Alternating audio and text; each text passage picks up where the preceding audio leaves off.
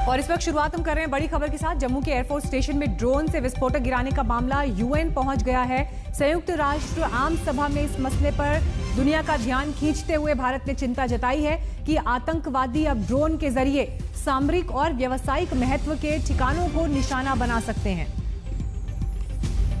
गीता मोहन इस वक्त और जानकारी के साथ हमारे साथ जुड़ गई हैं। गीता, भारत ने एक ये बड़ी पहल, बड़ा कदम उठाया है, यूएन में इस मामले को उठाया गया है। जी बिल्कुल, ये सेकेंड हाई लेवल कॉन्फ्रेंस था ग्लोबल टेररिज्म को लेकर, जहां पर भारत के स्पेशल सेक्रेटरी इंटरनल सिक्योरिटी ने शिरकत की और उसमें उन्होंने बड़े साफ तरीके से मीनाक्षी ये कहा कि कैसे पहली बार भारत में वेपनाइज ड्रोन यूज किए गए, ड्रोन जिसमें वेपन यूज करके आतंकवादी हमला हुआ है पहली बार भारत में। ये वर्ल्ड बॉडी जो है यूनाइटेड नेशन संयुक्त राष्ट्र देखता आ रहा है काफी ऐसे जगहों में जो मिडिल ईस्ट में, इराक चाहे सीरिया हो, जहाँ पे ड्रोन्स का ऐसे इस्तेमाल किया जाता है। और वहीं पर अब भारत ने वही चिंता जताई कि ऐसे ड्रोन्स का इस्तेमाल करना आतंकवादी गुटों को भारत के लिए बहुत बड़ा थ्रेट बन चुका है। किसी देश का नाम नहीं लिया, लेकिन ये कहा कि ये जो आतंकवाद क्रॉस बॉर्डर टेररिज्म से आता है या फिर दूसरे देश इसको सपोर्ट करते हैं, उससे बहुत बड़ा नुकसान वर्ल्ड ऑर्डर और रीजनल सिक्योरिटी को होता है। जी गीता, जिस तरह से भारत ने ये मसला यूएन में अंतर्राष्ट्रीय मंच पर उठाया है, यकीनन अब इस मामले की गूंज बहुत आगे तक सुनाई देगी, लेकिन क्या उम्मीद की जाए, किस तरह से इंटरनेशनल कम्युनिटी भारत के साथ इस पर खड़ी हो सकती है, क्या रिस्पांस रह सकता है, क्या उम्मीद कर सकते हैं? कहीं ना कहीं मीनाक्षी, अगर आप देखें तो जो बॉर्डर के हमारे कंट्रीज है उनको जवाब तो देना होगा, क्योंकि यहाँ पर जो हमारे इंटरनल सिक्योरिटी के स्पेशल सेक्रेटरी हैं कौमुदी, उन्होंने बहुत ही साफ तरीके से कह दिया था कि ये स्मगल होके वेपन्स बॉर्डर के उस पार से इस पार आते हैं और फिर इनका इस्तेमाल इस तरीके से होने लगा है। तो जहां एक तरफ पाकिस्तान अपने आप को FATF के ग्रे लिस्ट से हटाने की कोशिश कर रहा है मीनाक्षी, वहीं पर जब ऐसे अटैक होने लगते हैं जो पहली बार देखा गया है और बहुत ही बड़ा सीरियस थ्रेट है भारत के लिए, क्योंकि अब भारत को एंटी ड्रोन सिस्टम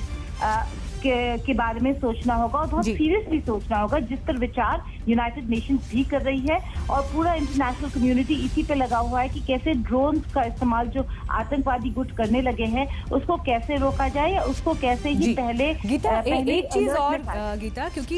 ये मामले अपने आप में बहुत कॉम्प्लेक्स और पेचीदा होते हैं, जब भी अंतर्राष्ट्रीय स्तर पर इस तरह की बातचीत को ले जाया जाता है, यकीनन बहुत सोच समझ कर ये कदम उठाया होगा, क्योंकि अमूमन हम ये देखते हैं कि इस तरह का कोई भी मसला होता है तो हमेशा हमारा स्टैंड ये होता है कि हम अपने मसलों को खुद सुलझाएंगे, लेकिन अगर अंतर्राष्ट्रीय प्लेटफॉर्म पर इस मामले को ले जाया गया है तो इसके पीछे क्या सोच दिखाई देती है और इसका असर कितनी दूर तक जा सकता है? गीता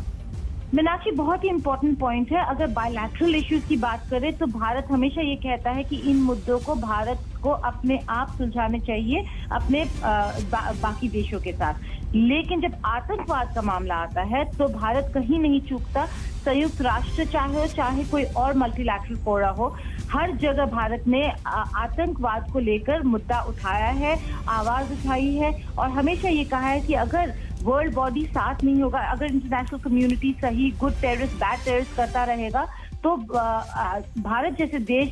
जो सराउंडेड है ऐसे देशों के साथ जो टेररिज्म को सपोर्ट करते हैं, उनके लिए बहुत बड़ा नुकसान है। तो आतंकवाद को लेकर भारत ने हर बार हर फोरम में आवाज उठाई है और इसीलिए संयुक्त राष्ट्र में उनको जरूरी था ये बताना, क्योंकि टाइमिंग बड़ा अच्छा था कि ग्लोबल टेररिज्म पे कॉन्फ्रेंस हो रहा था, तो हमारे स्पेशल सेक्रेटरी ने ये मुद्दा उठाना जरूरी समझा कि कैसे वीडियो गेमिंग स्ट्रैटेजीज के तहत अब ये लोग ड्रोन्स को कैसे इस्तेमाल करने लगे हैं और कैसे ड्रोन्स को कैसे प्लान किया जाता है, इन ड्रोन के अटैक्स को कैसे स्मगल किया जाता है, असेंबल्ड ड्रोन्स बॉर्डर के पार लाके फिर असेंबल किए जाते हैं। पूरे डिटेल में हमारे भारतीय रिप्रेजेंटेटिव ने यूनाइटेड नेशंस में बात रखी और बताया कि क्या प्लानिंग था, कैसे प्लान किया गया। एक सवाल मैं और यहाँ पर आपसे लेना चाह रही हूँ, हालांकि जिस बात का जिक्र हम बार बार कर रहे हैं कि ये अभी एक पहल है और बहुत कॉम्प्लेक्स मामले हैं, लेकिन देखिए गीता, बीते वक्त में हमने खुद देखा है कि अमेरिका जैसे देश हों जिन्होंने खुद ड्रोन्स के इस्तेमाल से अफगानिस्तान हो या इराक हो कई ऐसे हमलों को अंजाम दिया है जहाँ पर टेररिज्म एक्टिविटीज इन्वॉल्व थी या उनके ठिकानों को